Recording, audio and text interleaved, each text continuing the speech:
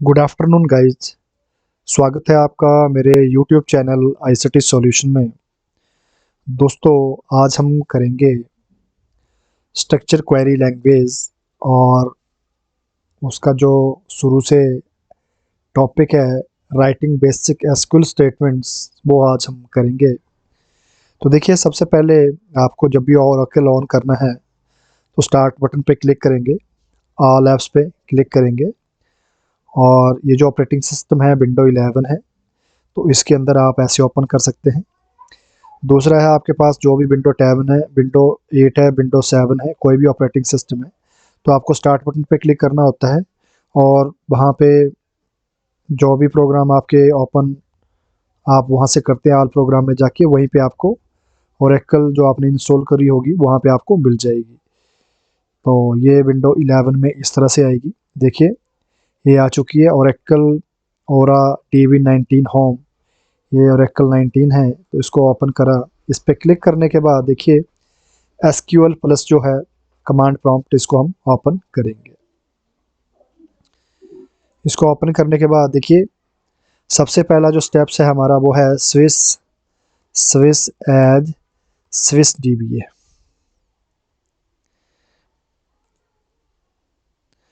देखिए, जो स्विस है सिस्टम यूज़र होता है और स्विस DBA इसका पासवर्ड है, तो उसको जब हम ओरेकल से कनेक्ट होंगे, ओरेकल के डेटाबेस से, तो हम इस तरीके से कनेक्ट होंगे। इसका मैं आपको दिखा देता हूँ ग्राफिकली डायग्राम भी। देखिए, ये कैसे काम होता है मैं आपको दिखा देता हूँ। ये हमारे पास है ओरेकल सर्वर। इस ओरेकल सर्वर के अंदर जो DBMS का सॉफ्टवेयर होता है इसमें डला हुआ होता है। DBMS इसके अंदर इंस्टॉल होता है ओरेकल सर्वर के अंदर।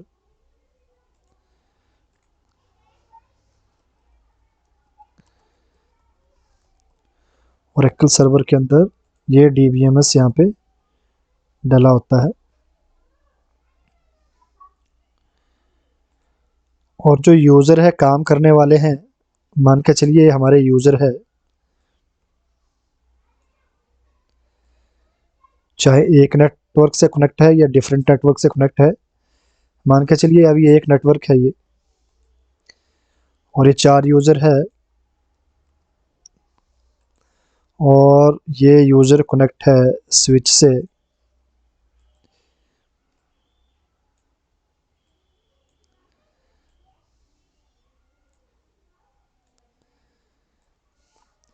और ये स्विच कनेक्ट होता है राउटर से।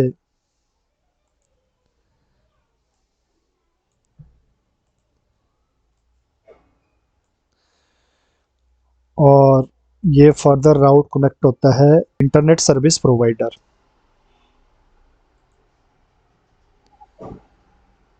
तो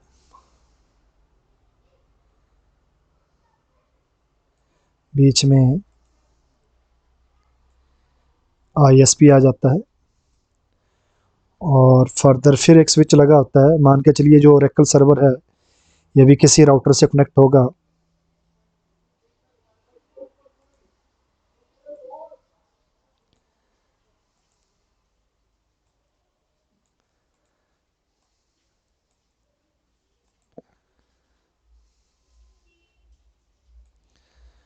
और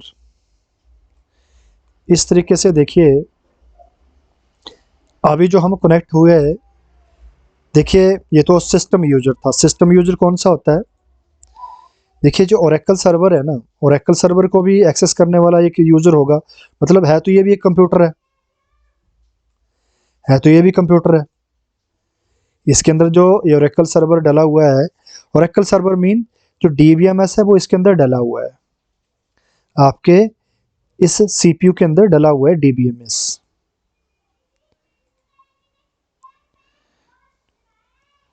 DBMS सॉफ्टवेयर।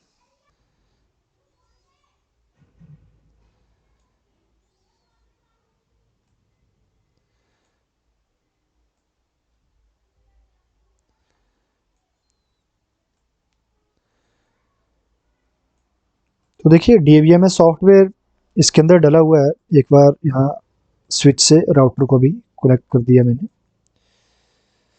तो होता क्या है, देखिए जो एक यूजर जो स्विस यूजर है, अभी जो मैं कनेक्ट हुआ हूँ, स्विस यूजर ये सिस्टम का यूजर होता है। देखिए यहाँ पे, यहाँ से भी कनेक्ट कर सकते हैं। अगर ओरेकल सर्वर का पासवर्ड इस यूजर के पास है तो एज ए स्विस लॉगिन करके वो भी इससे कनेक्ट हो सकता है। जब ये कनेक्ट होगा, यही स्विस यूजर जो है डेटाबेस को ओपन करेगा। सबसे पहले जो मैं ये कनेक्ट हुआ हूँ, स्विस यूजर कनेक्ट हुआ हूँ। मैंने बोला ये जो इस कंप्यूटर के अंदर जहाँ पे डीबीएमएस सॉफ्टवेयर पड़ा हुआ है, वो जो यूजर होगा यहाँ पे जो बैठा होगा, वो यहाँ लॉगिन करेगा।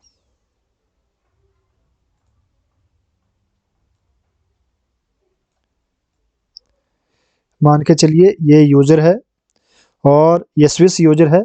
सबसे पहले ये लॉगिन करेगा। लॉगिन करने के बाद ये इस डेटाबेस से कनेक्ट होगा, क्योंकि बाकी यूजर तो बाद में कनेक्ट होंगे, क्योंकि पहले ओरेकल डेटाबेस जो शुरू करेगा ना, ये वाला यूजर स्विस यूजर, ये ओरेकल को ओपन करेगा। उसके बाद जितने भी ये यूजर है अपना काम शुरू कर सकेंगे। यहाँ से ये यूजर 1,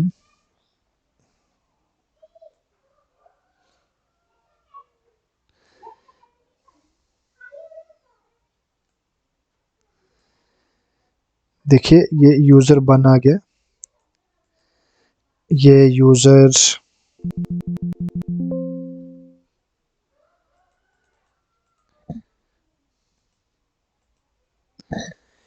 ये यूजर 2 आ गया।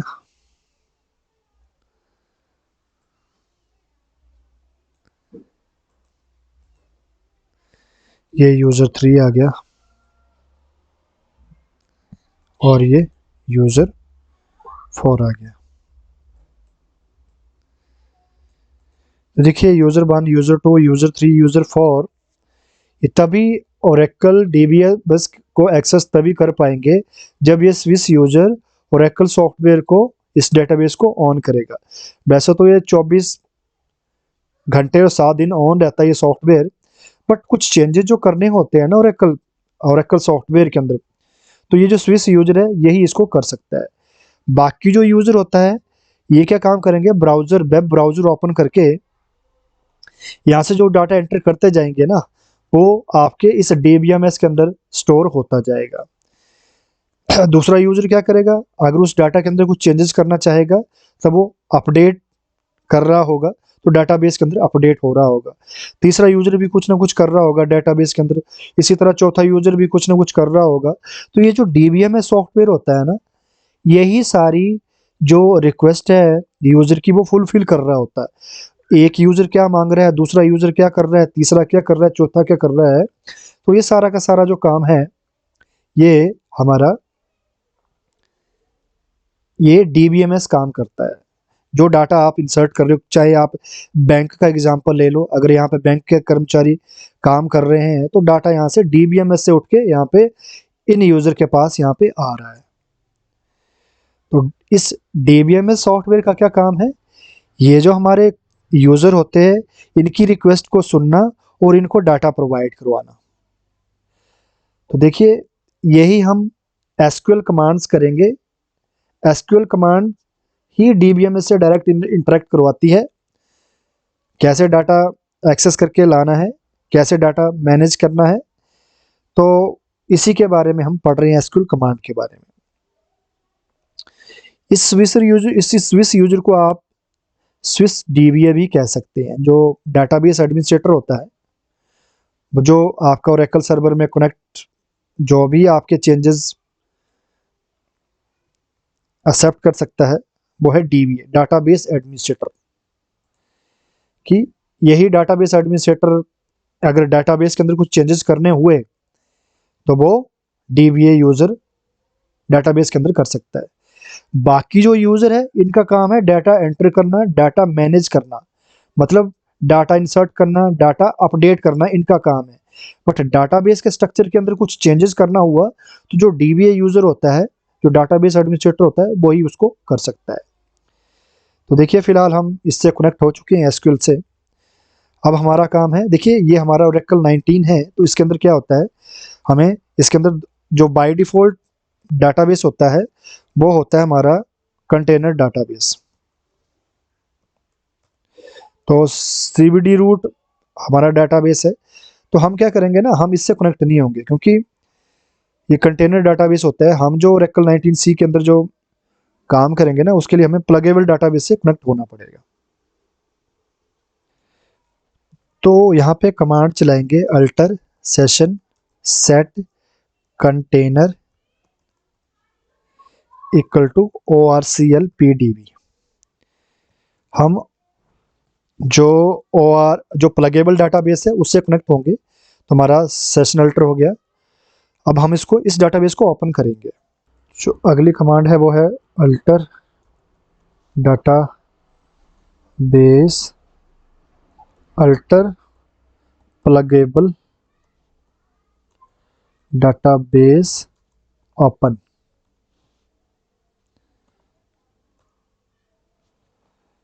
तो देखिए प्लगेबल डाटाबेस ऑलरेडी ओपन है, तो हम क्या करेंगे उसके बाद, इसके बाद हम कनेक्ट होंगे यूजर से, कनेक्ट HR@ORCL PDB। तो हम HR यूजर से कनेक्ट होंगे क्योंकि हमारा जो टेबल है उसके अंदर पड़े हुए हैं HR यूजर के अंदर। तो HR यूजर नेम है, HR ही पासवर्ड है, और कनेक्ट होंगे ORCL PDB डेटाबेस से। तो हम कनेक्ट हो चुके हैं। देखिए अब मैं आपको दिखा देता हूँ, शो यूजर HR यूजर के अंदर हम कनेक्ट हो चुके हैं।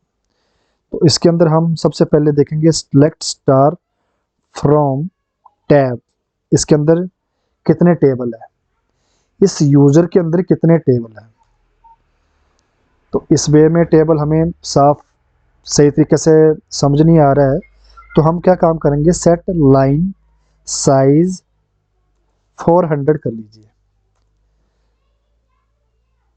और आपको जो रिसेंटली आपने ये कमांड टाइप करी सिलेक्ट स्टार फ्रॉम टैब, अगर आप इसको फिर से दोबारा टाइप नहीं करना चाहते हो, तो आप चाहते हो कि ऑलरेडी जो टाइप है वो आ जाए, तो ये जो एरो की होती है, आप अब वाली एरो की ऊपर वाली, इसको एक दो बार प्रेस कीजिए, तो जितनी भी कमांडें आपने टाइप करी होगी वो आती यहाँ पे आती जाएगी। तो ये वाली कमांड है। तो देखिए हमारे टेबल आ चुके हैं। देखिए हमारा डाटाबेस ओपन हो चुका है। अब मैं आपको बताऊं, अब ये जो HR यूजर है, इसको हम HR यूजर वन को हम HR मान के चलते हैं। HR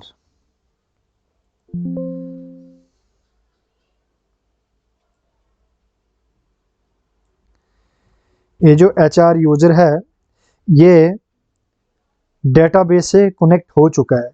इसके अंदर क्या है, इस HR यूजर को सेशन मिल चुका है, और इस HR यूजर के सेशन के अंदर ही ये टेबल्स बने हुए हैं। कौन कौन से टेबल बने हुए हैं, ये region, country, location, department, jobs, employees, job history, emp detail, ये सारे जो टेबल है इसके अंदर बने हुए हैं डाटाबेस के अंदर। बट ये यूजर अब इन टेबल को एक्सेस कर सकता है क्योंकि DBA ने ओरेकल डाटाबेस को ओपन कर दिया है। अब हम करेंगे SQL कमांड, जो भी हमारी SQL कमांड है, टेबल बने बनाए टेबल के ऊपर हम ये काम करेंगे।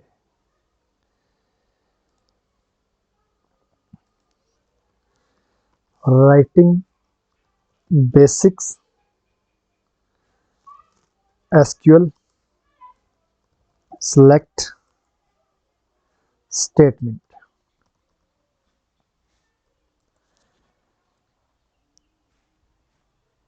तो देखिए जो सिलेक्ट स्टेटमेंट है, फिलहाल हम इसको करेंगे पहले।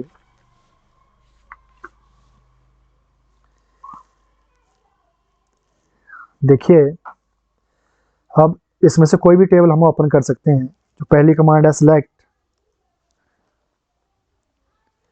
Star from employees, employees table को हम ओपन करना चाहते हैं तो ये सिंटैक्स रहेगा सेलेक्ट स्टार फ्रॉम एम्प्लॉयज। ये जो एम्प्लॉयज टेबल है इसको ओपन करना है हमने। है स्टार का मतलब होता है सारा डाटा रिट्रीव करे इस एम्प्लॉयज टेबल से। फ्रॉम कीवर्ड है और एम्प्लॉयज टेबल है, तो ये पूरी जो है एसक्यूएल स्टेटमेंट कहलाती है ये सेलेक्ट स्टार फ्रॉम एम्प्लॉयज। जब मैं इसको एंटर प्रेस करूंगा तो जो एम्प्लॉयज टेबल है इसने हमें दिखा दिया। तो एम्प्लॉयज टेबल में क्या है, एम्प्लॉय आईडी है, फर्स्ट नेम है, लास्ट नेम है, ईमेल है, फ़ोन नंबर है, हायर डेटा सैलरी है, commission percentage, manager ID, department ID. तो देखिए किसी कंपनीज का ये एम्प्लॉयज टेबल है जिसके अंदर सभी एम्प्लॉयज का डाटा यहाँ पे इंटर्ड हो रखा है। ये था स्टार का मतलब होता है सबका सब डाटा दिखाना। अगली कमांड है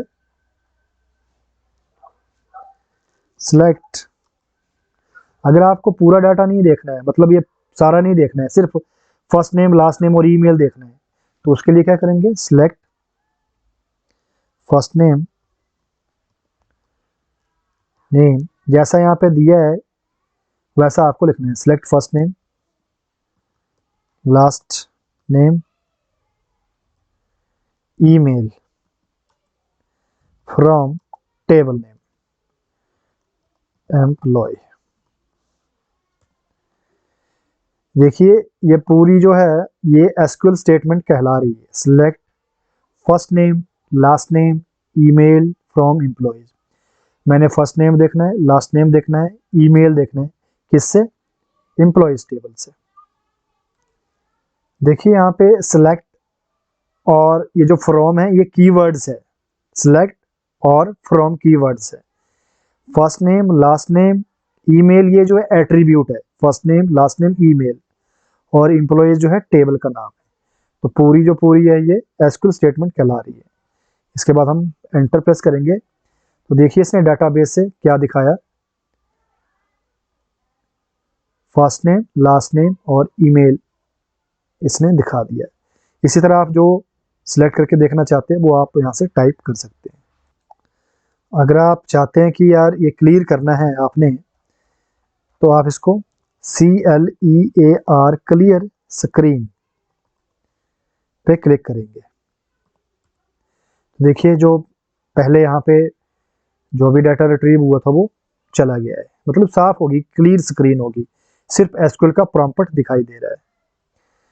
अब हम फिर देखेंगे select star from tab. Tab का मतलब HR यूजर के सारे टेबल दिखाए। इसी तरह अगर आप अगला टेबल देखना चाहते हो, सिलेक्ट स्टार फ्रॉम डिपार्टमेंट।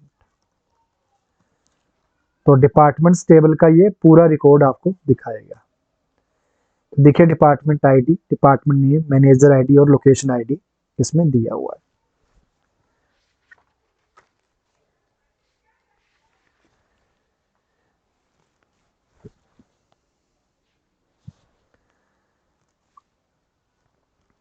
देखिए अगला है दोस्तों नेक्स्ट है हमारे पास जो नेक्स्ट टॉपिक है वो है अर्थमेटिक एक्सप्रेशन। देखिए सर सीक्वल स्टेटमेंट्स में जो हमारे पास अर्थमेटिक एक्सप्रेशन होंगे वो किस तरह से कार्य करेंगे। इसके अंदर क्या होगा, create expression with number and date data by using arithmetic operators. SQL table के अंदर हम नंबर वाली वैल्यू और डेट वाली वैल्यू के अंदर हम ये ऑपरेटर यूज करके हम वैल्यू के अंदर हम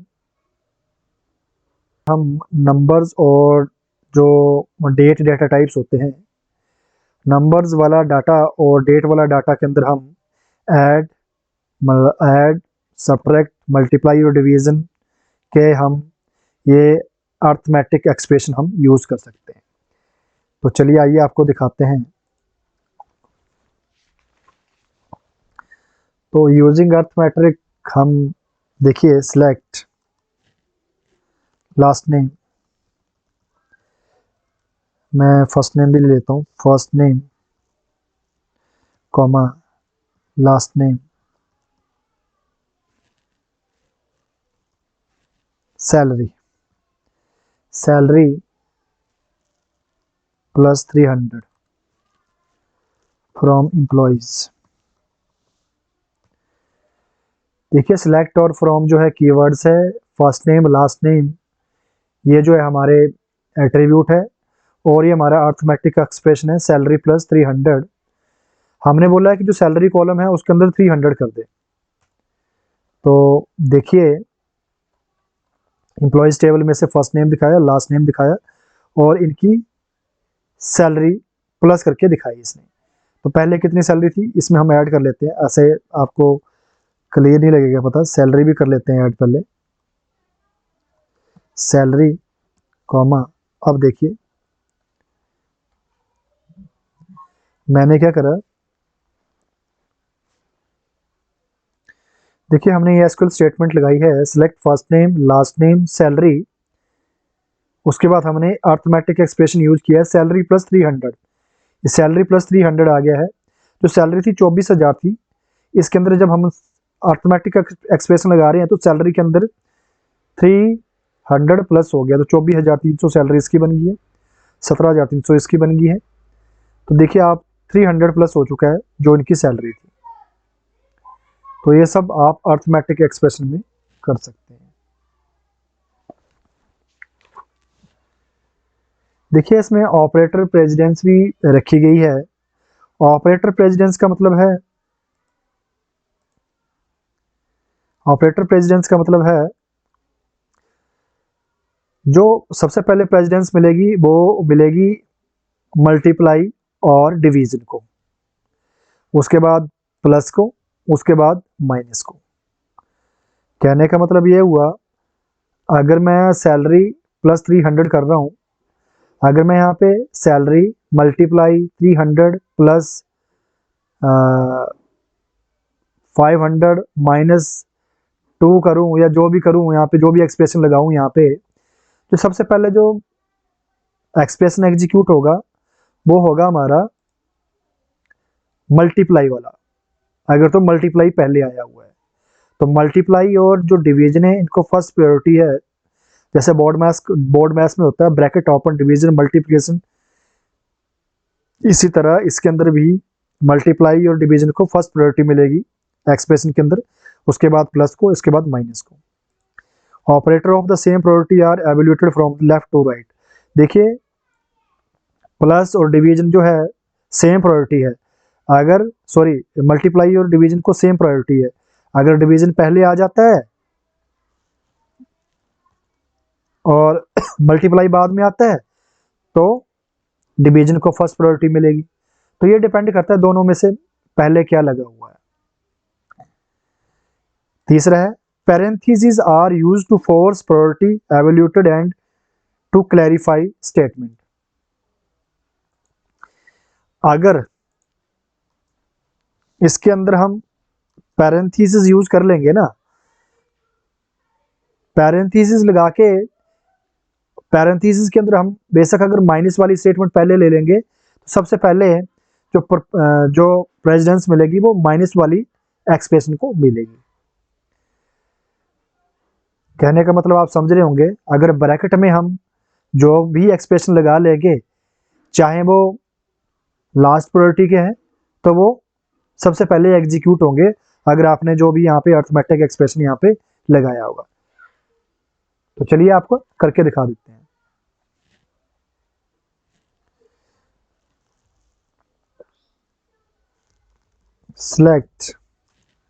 select first name last name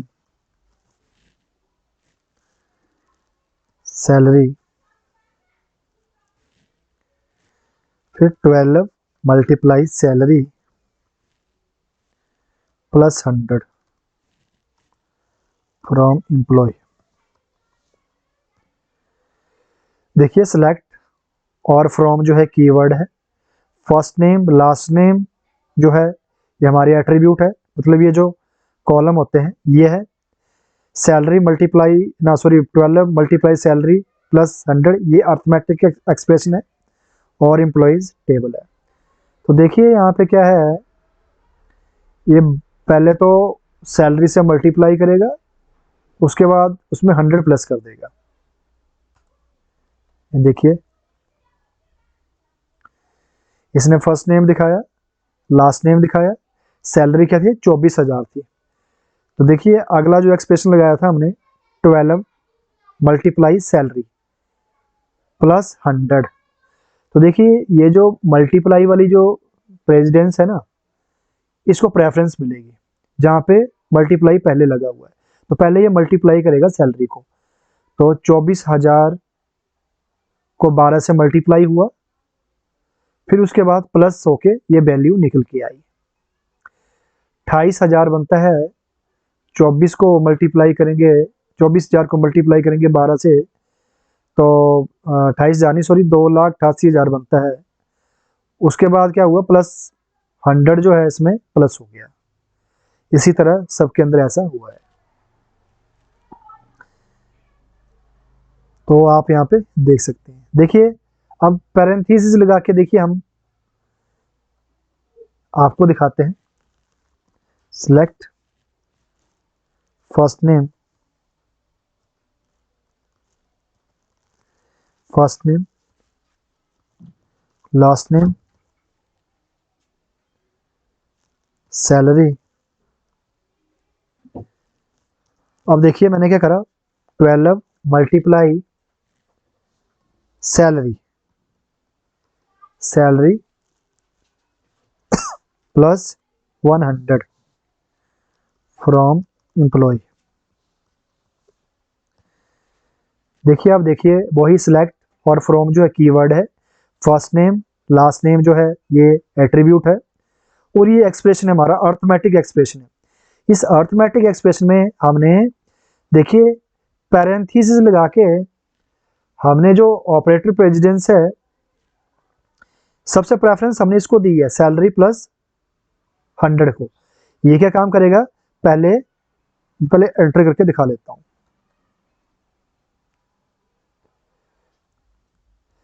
देखिए आप क्या रिजल्ट आया है, 2,99,200 रुपये। पहले जो आया था 2,88,100। इसमें देखिए क्या हुआ, इसमें सबसे पहले सैलरी 24,000 को प्लस किया 100, 24,100 हो गया। 24,100 होने के बाद फिर इसने मल्टीप्लाई किया 12 से, तो 24,100 को मल्टीप्लाई करने के बाद 2,99,200 बना। तो कैलकुलेटर भी साथ में रख लेते हैं। देखिए सैलरी कितनी है, 24,000 है, प्लस इसमें 100 प्लस हुआ, ये 24,100 हो गया। उसके बाद मल्टीप्लाई हुआ ये किसके साथ, 12 से। तो देखिए 2,99,200 यहाँ पे हो गया। इसी तरह 17,000 के अनुसार इसका इतना बन रहा है, ये सेम आ गया। 9,000 के हिसाब से इतना बन रहा है, 6,000 के हिसाब से इतना बन रहा है। तो आप देख सकते हैं कि पैरेंथेसिस लगा के हम ऑपरेटर प्रेसिडेंस को हम अपने अकॉर्डिंगली रख सकते हैं। उसमें चाहे प्लस वाली माइनस प्लस वाली वैल्यू ले ले, माइनस वाली ले ले, पर एग्जीक्यूट पहले पैरेंथेसिस के अंदर जो हमने वैल्यू ली होगी उसको एग्जीक्यूट करवाएगा पहले ओरेकल सर्वर, उसके बाद मल्टीप्लाई किया, उसके बाद ये रिजल्ट दिखाएगा। देखिए नेक्स्ट टॉपिक है हमारा डिफाइनिंग ए नल वैल्यू। एसक्यूएल टेबल के अंदर नल वैल्यू क्या होती है उसके बारे में हम पढ़ेंगे। A null is a value that is unavailable, unassigned, unknown या इनएप्लीकेबल। देखिए ये जो नल वैल्यू होती है ना, ये खाली होती है ना, ये कोई अनसाइंड है और ये अननोन वैल्यू कहलाती है जो नल वैल्यू होती है। A null is not the same as zero, ये जीरो की तरह नहीं होती है। जीरो का मतलब है हमने जीरो डिफाइन करा हुआ है, तो जीरो को हम नल नहीं कह सकते हैं। देखिए इसको ओरेकल एसक्यूएल टेबल में कैसे इसको हम देखेंगे, चलिए आइए करते हैं। देखिए पहले आपको नल वैल्यू दिखा देता हूँ मैं। Select star from employ. Select star from employees का मतलब एम्प्लॉयज टेबल का मुझे सारा डाटा देखना है। सिलेक्ट और फ्रॉम जो कीवर्ड है, स्टार का मतलब होता है सारा डाटा देखना है एम्प्लॉयज टेबल का। तो देखिए एम्प्लॉयज टेबल का सारा डाटा आ गया। तो देखिए मैं आपको यहाँ पे बता दूं, एम्प्लॉय आईडी है, फर्स्ट नेम है, लास्ट नेम है, ईमेल है, फ़ोन नंबर है, हायर डेट है, जॉब आईडी है, सैलरी है। देखिए ये है कमीशन परसेंटेज। अब सभी को तो कमीशन मिलती नहीं होगी, जिन्होंने अच्छा काम किया उसी को कमीशन मिलेगी। तो देखिए इसको भी कमीशन खाली है, इसको भी खाली है, इसको भी खाली है। यहाँ आप देख रहे होंगे जहाँ पे मेरा ये पॉइंटर जा रहा है, खाली मतलब कोई वैल्यू नहीं है यहाँ पे, ये अनसाइंड वैल्यू कहते हैं इसको। अब मैं नीचे कर रहा हूँ तो देखिए यहाँ पे इसको कमीशन मिलती है। ये जो एम्प्लॉय आईडी जिसकी 145 है, जॉन इसका नाम है, लास्ट नेम इसका ये है, ईमेल आईडी इसका ये है, इसकी फ़ोन नंबर, इसका हायर डेट, जॉब आईडी। तो इसको 0.4 जो है इसको कमीशन मिलती है, इसको 0.4, 0.3, 0.3, 0.3, ये सारे ये वैल्यू है। मतलब ये जो थी ऊपर नल वैल्यू, मतलब इनको वैल्यू नहीं मिली, इनको कमीशन नहीं मिलती है, खाली है। तो देखिए ये जो खाली वाले हैं ये अनसाइंड वैल्यू होती है, जिसे नल वैल्यू कहते हैं। तो नल वैल्यू का क्या यूज है मैं आपको दिखा देता हूँ।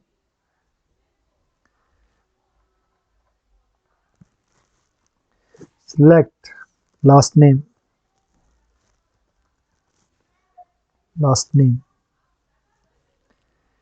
देखिए 12 multiply salary multiply commission percentage. ये जो हेडिंग है इस एट्रीब्यूट की वो लिखनी है, कमीशन परसेंटेज फ्रॉम एम्प्लॉइज। देखिए सिलेक्ट और फ्रॉम जो है कीवर्ड है, लास्ट नेम एट्रीब्यूट है, और ये हमारा अर्थमेटिक एक्सप्रेशन है। इसमें क्या करा हमने, 12 को सैलरी से मल्टीप्लाई किया, सैलरी मल्टीप्लाई होगी कमीशन के साथ, फ्रॉम एम्प्लॉइज। तो देखिए इसमें क्या हुआ, लास्ट नेम दिखा दिए सबका, जिनकी वैल्यू नल थी ना उनको कुछ नहीं मिला, उनको कोई भी पैसा नहीं मिला, पर जिसको कमीशन मिलती थी उसको इसने वैल्यू दिखा दी यहाँ पे।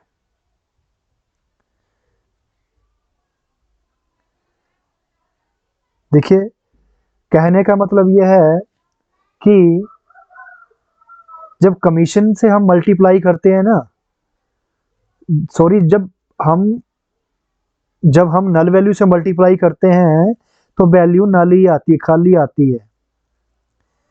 तो इनकी नल वैल्यू थी तो यहाँ इनका कोई भी रिजल्ट यहाँ पे नहीं दिखाई दिया। ये देखिए ये नल वैल्यू, जिसकी नल वैल्यू थी मतलब जिनकी कमीशन जो थी नल थी, खाली थी, उनका कुछ भी यहाँ पे नहीं दिखाया है। तो इसका एक और चेंज करके देख लेते हैं। लास्ट नेम सैलरी मल्टीप्लाई, ये देखिए अब देखिए मैंने क्या करा, सिलेक्ट लास्ट नेम सैलरी दिखाए, मैंने बोला एम्प्लॉयज टेबल से लास्ट नेम दिखाए, सैलरी दिखाए, और इसके ऊपर ये एक्सप्रेशन करके दिखाए। तो 12 गुणा सैलरी गुणा कमीशन परसेंटेज, जब 12 मल्टीप्लाई हुआ सैलरी से, जैसे मान के चलिए 12 है, 12 मल्टीप्लाई करा 24 से, 24 आगे मल्टीप्लाई करेगा कमीशन से, पर इसकी जो कमीशन तो मिलती नहीं थी, तो जब 24,000 खाली से मल्टीप्लाई करेगा तो रिजल्ट भी खाली ही आएगा इधर। जब कोई वैल्यू नल वैल्यू से मल्टीप्लाई करती है तो वैल्यू अननोन वैल्यू आती है, खाली वैल्यू आती है। बट इस केस में क्या हुआ, 14,000 इसकी सैलरी थी, 14,000 जो है 12 से मल्टीप्लाई हुई, फिर 12 मल्टीप्लाई हुई जो इसकी कमीशन थी। अब इसकी कितनी कमीशन थी वो भी मैं यहाँ पे दिखा देता हूँ, तभी आपको ज़्यादा समझ आएगा। देखिए मैं कमीशन भी रख लेता हूँ इधर,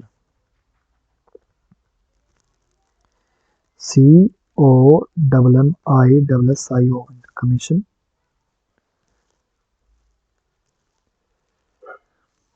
परसेंटेज कॉमा। ये देखिए आप,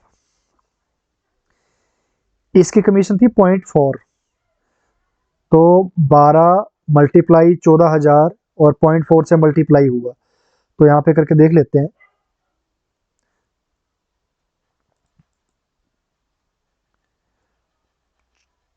बारह मल्टीप्लाई 14,000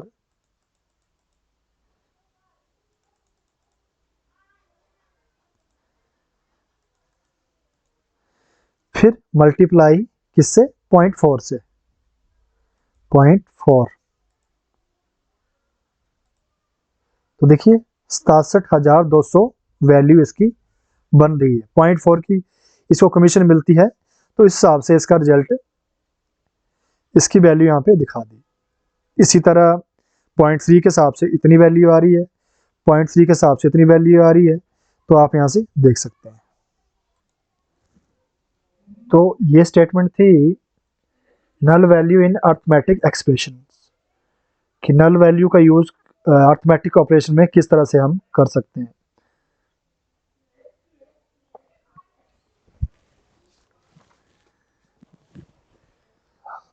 तो करते हैं नेक्स्ट टॉपिक। तो नेक्स्ट टॉपिक है डिफाइनिंग ए कॉलम एलियास। एक कॉलम एलियास क्या होता है, देखिए रीनेम ए कॉलम हेडिंग। अगर आप कॉलम हेडिंग को रीनेम करना चाहते हैं तो एलियास का यूज कर सकते हैं। इज यूजफुल विद कैलकुलेशन, और कैलकुलेशन के अंदर भी ये समय में यूज होती है। जैसे अभी हमने कैलकुलेशन करके दिखाई, तो उसके अंदर भी इसका यूज होता है, आपको दिखाएंगे। Immediately follow the column name, there can also be the as keyword between the column name and alias. तो ये कॉलम एलियास हम एज कीवर्ड लगा के भी हम फॉलो कर सकते हैं। तो चलिए आपको मैं करके दिखाता हूँ, ऐसे समझ नहीं लगेगा, तो करके दिखाते हैं इसको।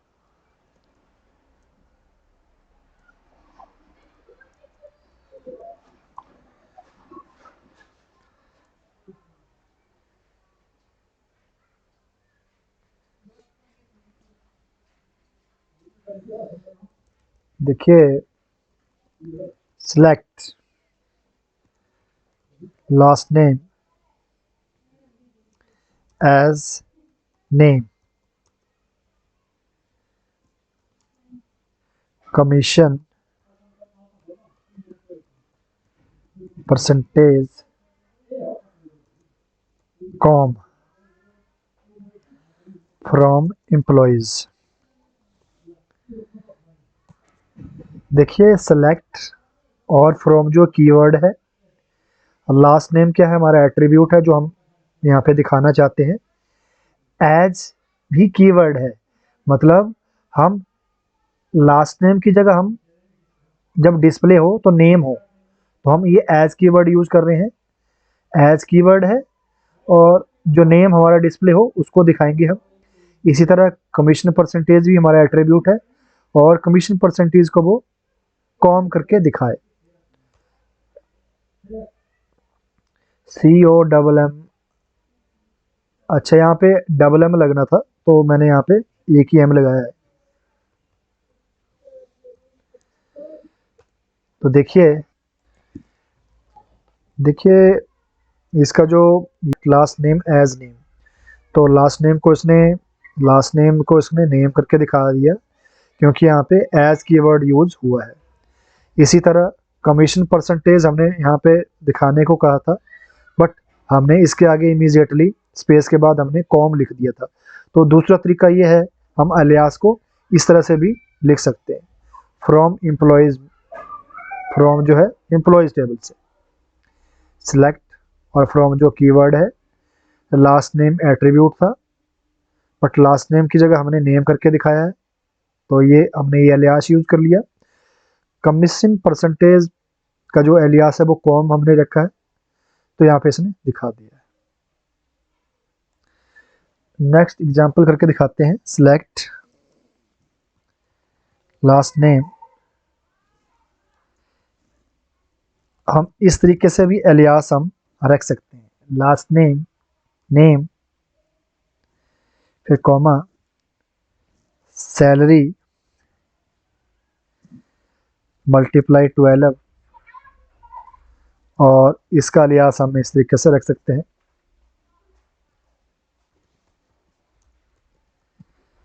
Annual salary from employ.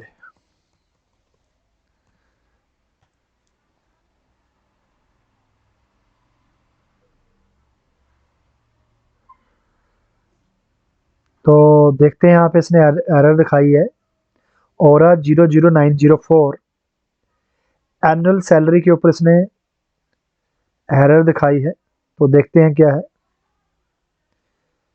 और दरअसल यहाँ ना सैलरी के बाद हमने ये जो मल्टीप्लाई लगा दिया हुआ है, यहाँ आगे कुछ लिखा नहीं है, इस करके एरर आई है।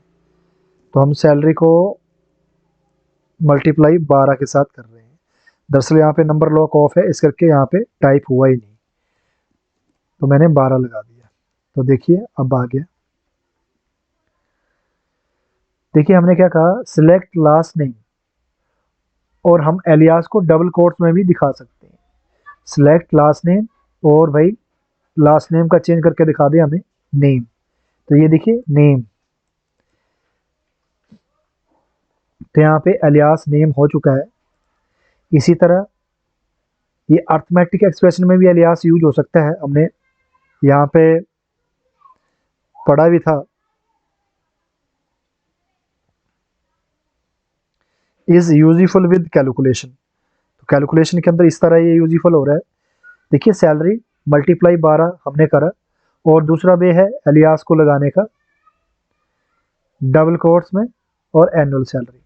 देखिए डबल कोट्स में लगाने का एक फ़ायदा ये भी हो सकता है कि अगर आपको स्पेस देके कुछ एलियास लगाना है तो आप डबल कोट्स में लिख सकते हो। तो यहाँ पे भी आप स्पेस दे सकते थे, बट यहाँ पे मैंने नेम, सिंपल नेम ही लिखा है। आप ऐड से भी एलियास लगा सकते हो, आप कॉलम का नाम लिख के भी थोड़ा स्पेस देके भी एलियास लगा सकते हो, आप डबल कोट्स में भी एलियास लगा सकते हो। तो आप इन 3 तरीके से आप एलियास लगा सकते हो। बट आपको अगर इस तरीके से स्पेस देके एलियास लगाना है तो डबल कोट्स में आपको एलियास लगाना पड़ेगा।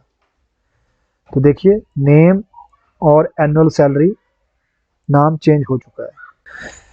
दोस्तों यहाँ पे देख लीजिए आप डेटाबेस को कैसे शट डाउन करते हैं और क्या प्रोसेस रहता है। तो सबसे पहले होता है शट डाउन, कमांड होती है शट डाउन। तो देखिए शट डाउन जब मैंने क्लिक करा तो उसने बोला इनसफिशिएंट प्रिविलेज। तो शट डाउन को है, शट डाउन को कोई भी ऐसा नॉर्मल यूज़र जो है उसको बंद नहीं कर सकता है। देखिए अभी जो था ना हमारा ये यूज़र 1 HR कनेक्ट था डेटाबेस से, तो आपका जो यूज़र है इस टाइम वो है शो यूज़र, शो यूज़र, जो यूज़र है HR है। तो मैं आपको दिखा दूं, डाटाबेस को शट डाउन करने की पावर HR यूज़र के पास नहीं है। ये यूज़र जो है स्विस DBA जो है इसी को शट डाउन कर सकता है डाटाबेस को। तो हमें क्या करना है, पहले कनेक्ट होना है स्विस DBA से, मतलब जो स्विस यूज़र है उससे कनेक्ट होना है। तो पहले हमें वापस जाना पड़ेगा यहाँ से CONNECT कनेक्ट, CONNECT आएगा कनेक्ट। अब 3 बार लिख दिया CONNECT connect sys as sys DBA। तो देखिए अब हम कनेक्ट हो चुके हैं स्विस DBA से। अगर मैं शो यूज़र करूँगा, अब शो यूज़र, तो हमारा यूज़र जो है वो स्विस है। अब इस यूज़र को शट डाउन करने की पावर है शट डाउन। तो देखिए मैं आपको दिखा देता हूँ। तो अभी जो है हम स्विस यूजर के अंदर है और यही यूजर जो है इस डीबीएमएस को बंद कर सकता है। तो अब शट डाउन किया मैंने, देखिए शट डाउन हो रहा है डेटाबेस, थोड़ा वेट करना पड़ेगा।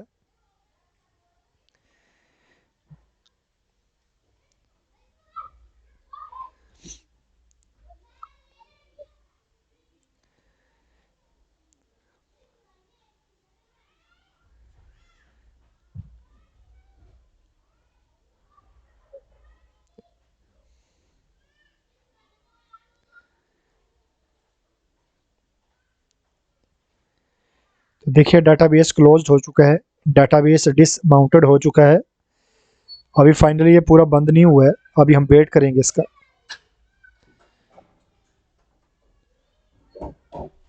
और देखिए database Oracle instance shut down हो चुका है। अभी एक और मैसेज आएगा, उसके बाद ही ये बंद होगा। तो देखिए ओरेकल इंस्टेंस शट डाउन। ये ओरेकल इंस्टेंस क्या होता है, जब हम आगे डेटाबेस क्रिएशन के अंदर आएंगे उस टाइम आपको बताएंगे। तो आपका जो है डेटाबेस जो वो शट डाउन हो चुका है। अब हम यहाँ से एग्जिट हो जाएंगे और इससे बाहर चले जाएंगे। तो ये वे होता है प्रॉपर शट डाउन करने का डेटाबेस को। थैंक यू दोस्तों।